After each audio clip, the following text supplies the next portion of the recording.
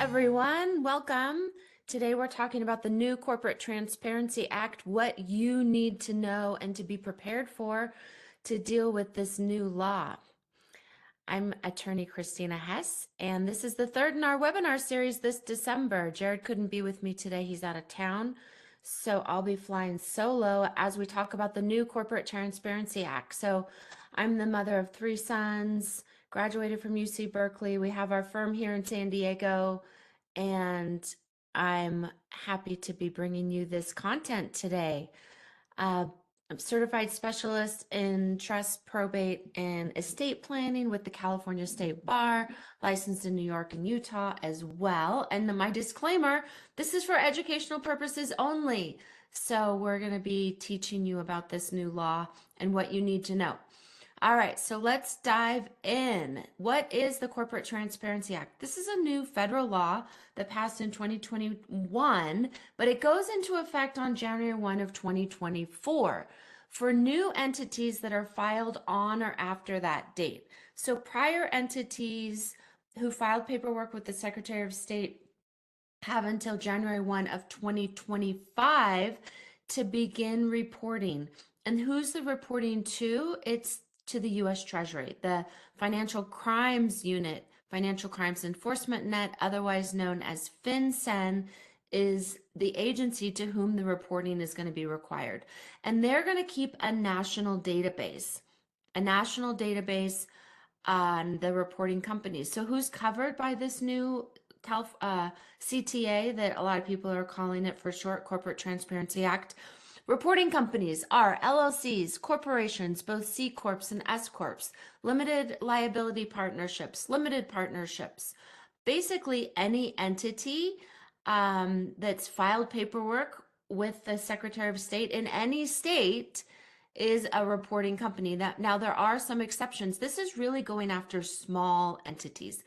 And the goal here is they wanted to end money laundering, terrorism, tax evasion. The purpose behind the new law appears to be somewhat noble, and the federal government is trying to find the people who are behind the entities. They don't want these anonymous entities who are laundering money or funding terrorism.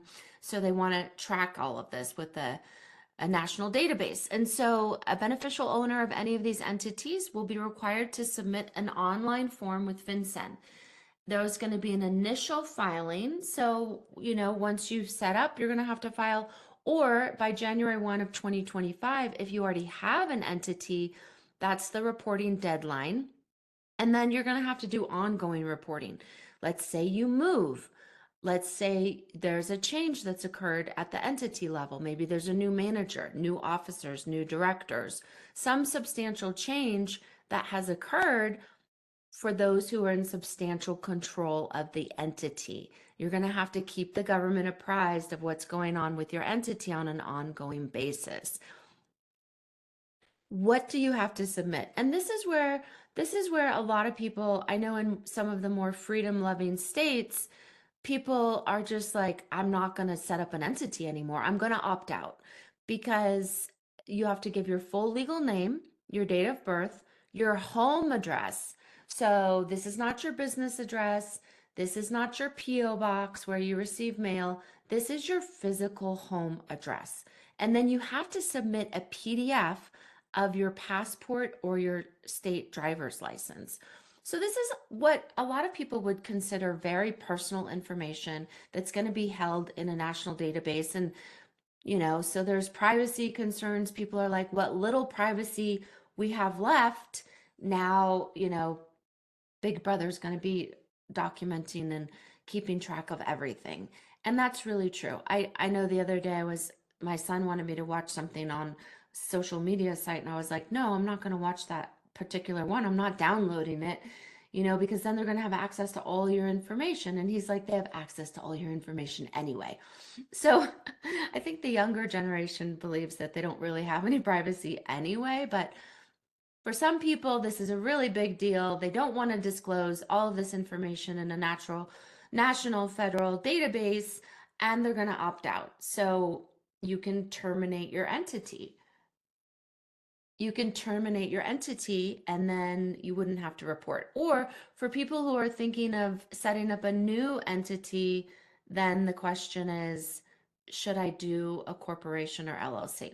So who's excluded? And I saw someone just had a question about charitable organizations. So yeah, charities are excluded. Any tax exempt organizations are excluded.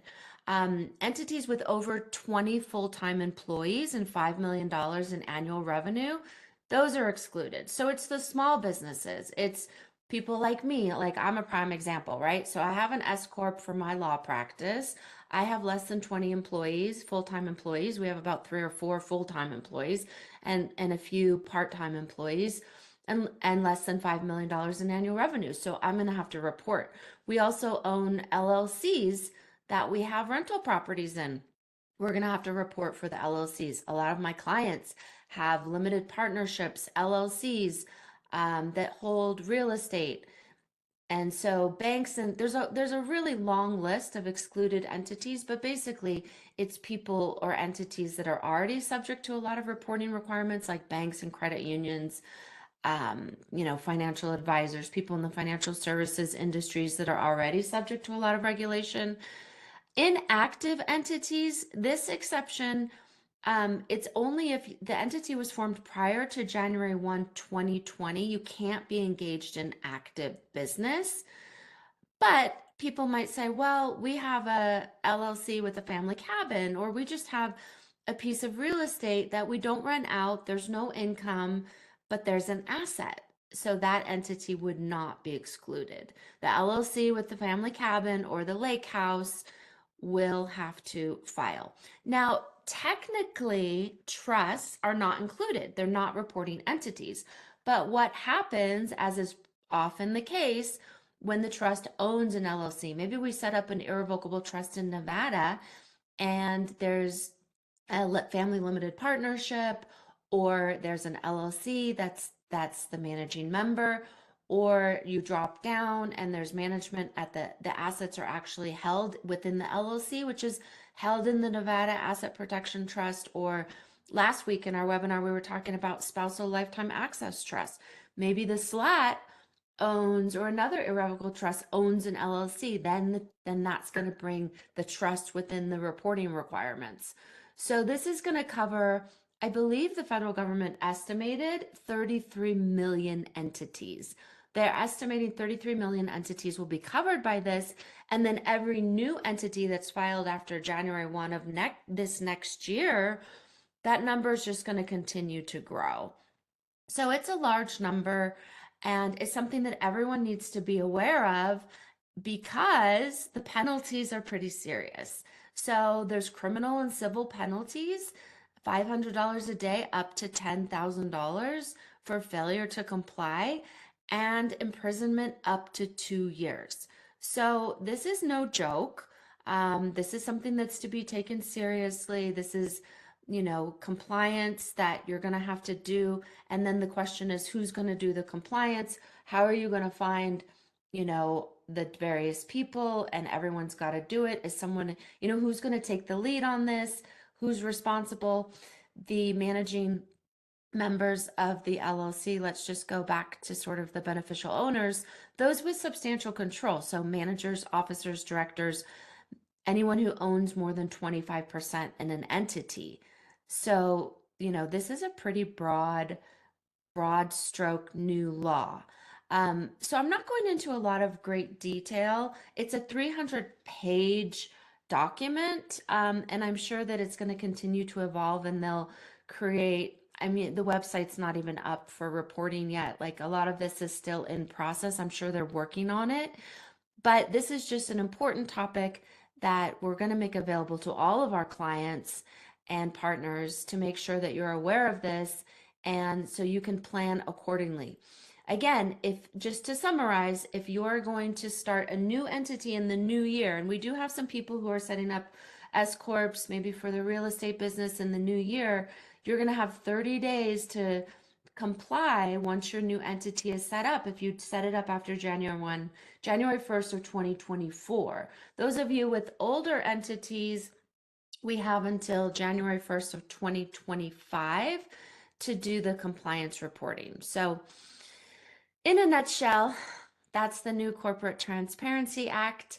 I'll open it up if there's any other questions. I know I saw one question there already, but if anyone else has any other questions, go ahead and put it in the chat.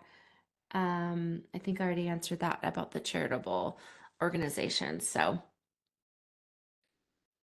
all right. Well, you can always email me as well.